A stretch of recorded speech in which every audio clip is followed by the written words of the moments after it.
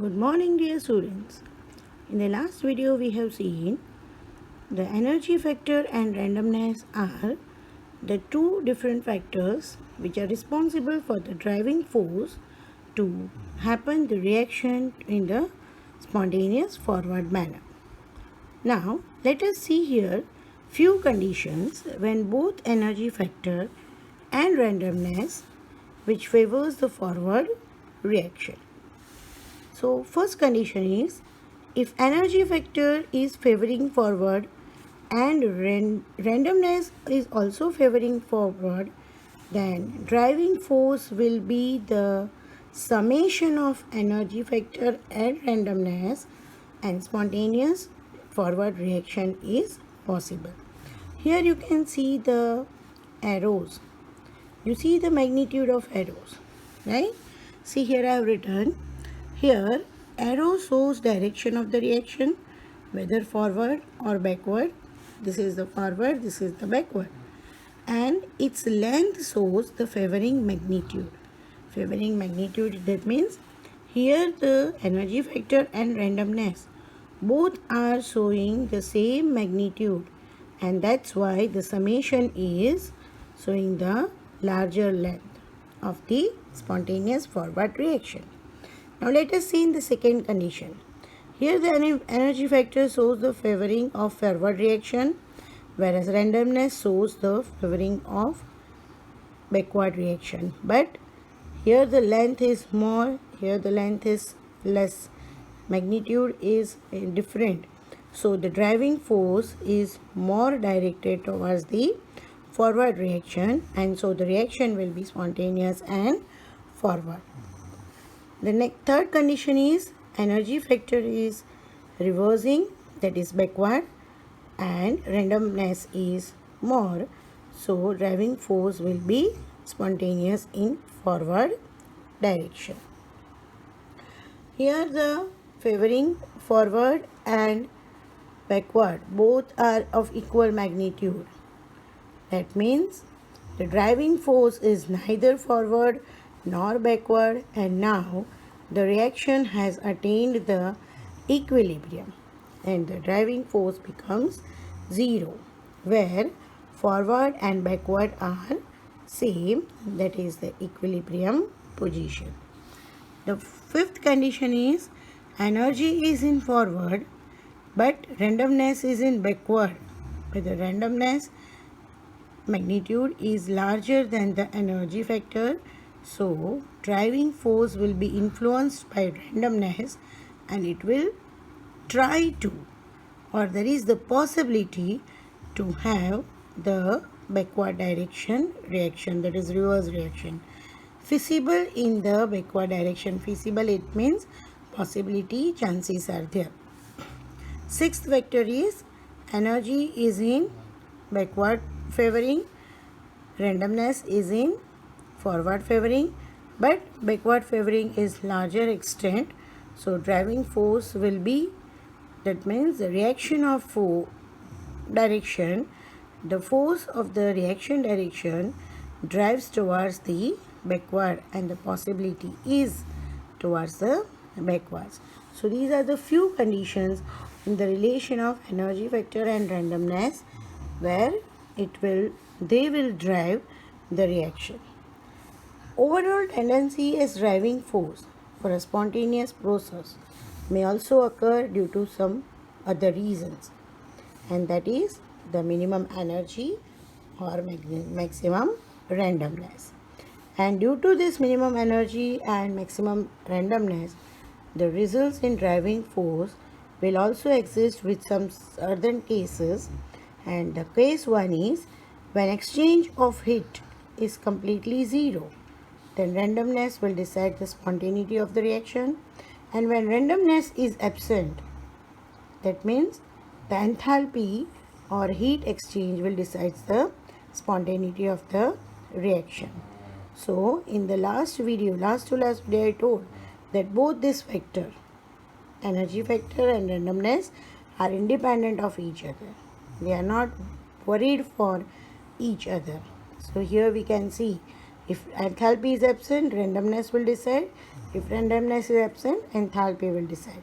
And if both delta H and randomness magnitude is considered, then equilibrium is attained. And if in the case both are considered and both are giving the same rate, then the reaction will attain the equilibrium.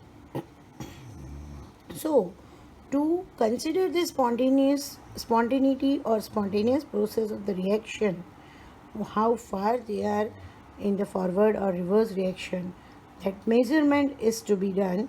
It is because of the energy factor and randomness, and this measurement of the randomness is now termed in thermodynamics as the entropy. So, entropy is the degree of measurement of randomness or disorderness in the reaction. It is symbolized by capital S. The change in entropy is delta S, which is entropy final minus entropy initial. Now, if we consider for any reaction, reactant to product, then change in the entropy, that is randomness of the particles of the reactant to go towards the product, will be change in entropy of product minus entropy of reactant.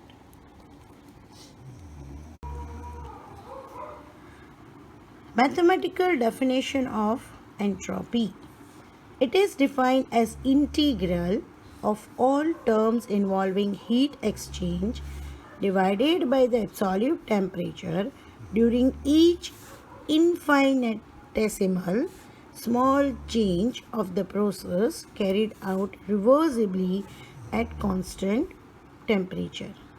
During any reaction, when all factors are involved in heat exchange at absolute temperature, even at very small infinitesimal, that means very small infinitesimal change, small change, that means very small change, and reversible reaction takes place, then each part, that is each term, in its integral value is considered.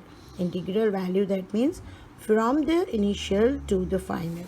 So, integration of change in entropy, integration of different energy, that is entropy, is equal to 1 by T. Its heat exchange is divided by absolute temperature.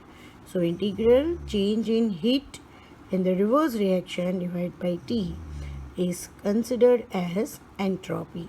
Therefore, change in entropy is equal to heat exchange in the reverse reaction divided by T is the mathematical expression of the change in entropy. So, some of the factors which are related to the entropy are: entropy is extensive property. Now recall what is extensive and intensive property.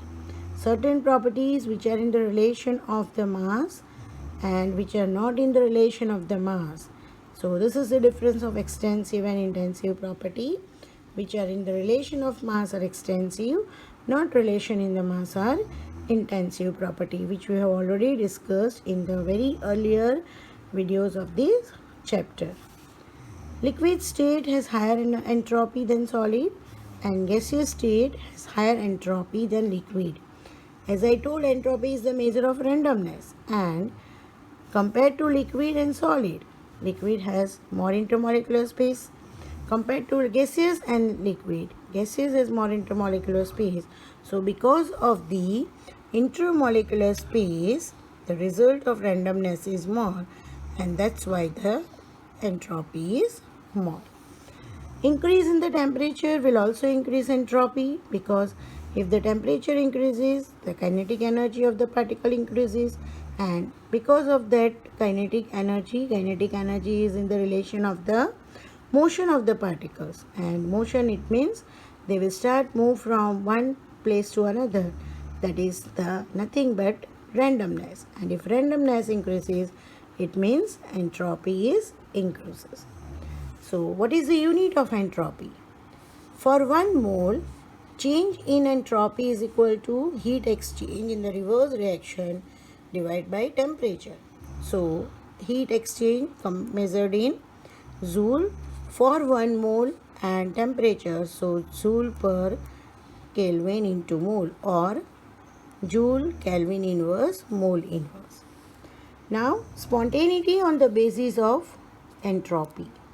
If two gases mixes or fuses, then randomness increases because we know gaseous state has highest intermolecular space. So randomness definitely increases, and due to that entropy increases. So for spontaneous system, the change in entropy is always greater than 0, or it's always positive, or still we can say entropy total is equal to entropy of system plus entropy of surrounding greater than 0. So change in entropy total is equal to change in entropy of the universe. Entropy, once again remember, it is the randomness, and randomness, it means the motion of the particles. So definitely when we are thinking about enthalpy delta H or internal energy delta U, because of the change of heat, the particles will definitely move here and there. So because of their randomness, there will be the change in the entropy, and total entropy change will always be equal to the total entropy of the universe, because we know that first law of thermodynamics says that energy is neither created nor destroyed. It remains the same. So system, energy of system plus energy of surrounding remains the same, and that is the universe. And same thing for entropy also. So according to first law is equal to Q plus W. So Q, that is heat, and W, that is work done by it, and that is giving us again the same term, that is the entropy. So all these terms, enthalpy, internal energy, entropy, are all interrelated. So recall all the topics. For spontaneous process, entropy of system increases till the system attains equilibrium. For spontaneous process, entropy of system, that is entropy, that means again I am telling, randomness of a system increases till it attains the equilibrium. So here what is the thing, that the randomness of the particles in a system, it will remain in the increased position until the equilibrium is attained. So if in a chamber, two different chamber, if the gases are taken and if they are allowed to mix with each other, the motion of those particles of gas A to gas B and gas B to gas A will remain in the increased portion until the equilibrium, that means a complete filling of both the chamber by gases will take place. At equilibrium, rate of forward reaction becomes equal to rate of reverse reaction. So no more gas A is now able to go to B, or no more B is now able to go to A. That means both of them, they are now have attained their proper position. So their rate has become equal, and that stage is considered as equilibrium. So entropy of system becomes maximum at equilibrium, and after that there will not be any change in entropy. Once the reaction begins, entropy starts to attain the equilibrium, and at equilibrium the value of entropy will become 0. So there are the two conditions of the entropy which gives the idea of the processes. If the change in entropy is negative, the reaction is non-spontaneous. If the change in entropy is positive, the reaction is spontaneous. This is helpful to us in the calculation of numericals. With the help of the value, sometimes we will be able to identify whether the reaction is spontaneous or non-spontaneous. See, here is an example. Change in entropy with change in temperature for water molecule is given over here. Temperature, change of entropy in system, in surrounding, and total change. At 272 Kelvin, at 273 Kelvin and 274 Kelvin, the change of entropy in system is given. for surrounding is given and for total. So here in the first we can see the change. Minus 21.85 plus 21.93 will give plus 0.008. Here system and surrounding is same, so total entropy change is 0. Here minus 22.13, 22.05, so it is minus 0.008. So here we see positive delta S, so it will be spontaneous process, and negative it will be non-spontaneous, and 0 that means it is equilibrium. So at 272 Kelvin delta S, that is positive, so reaction of water liquid to gaseous is spontaneous, and we can say it's a reversible. Here at 273 it is delta S 0, that means reaction is at equilibrium, and at 274 and above it is not giving, or not, H2O is not going to freeze because the reaction is non-spontaneous. Why? Because delta S is negative, not spontaneous. That means the reaction will not start by its own. Here we will be need to apply some initiative, then and only the reaction will take place, and so liquid will not be freezing to attain the solid form. Clear? And here is one example 6.7, where a swimmer coming out from a pool is covered with a film of water weighing about 18 gram. So how much heat must be applied to evaporate this water at 298 Kelvin? And we are in need to calculate the internal energy of vaporization at 100 degree Celsius. Heat at vaporization is given 40.66 kilojoule per mole. So what is here? 18 gram H2O liquid is vaporized, and we get 18 gram H2O in gaseous form, that is vapor form. So how much mole we are getting? Because here the value given is kilojoule per mole. So first we are in need to get the mole. So number of moles is equal to given mass of water by molecular mass of water. So given mass is 18 gram and molecular mass of water is also 18 gram. So 18 gram upon 18 gram per mole will give us 1 mole. Now internal energy of vaporization is enthalpy change of vaporization minus P delta V, because it is gaseous, and all the gaseous mostly follows the ideal gas, so that we will see P delta V. Now it is for the mole in a gaseous form, so P delta V will be delta Ng RT, right? So delta U internal energy vaporization and delta H vaporization minus delta Ng RT. Now putting the value of delta H vaporization, which is given to us 40.66, delta Ng will be 1 mole, R value 8.314 joule, which is converted to kilojoule, and temperature is given 100 degrees Celsius plus 273 will give us 373, and the calculation will give internal energy of vaporization 37.56 kilojoule per mole. Once again you also calculate and check whether it is correct or not, right?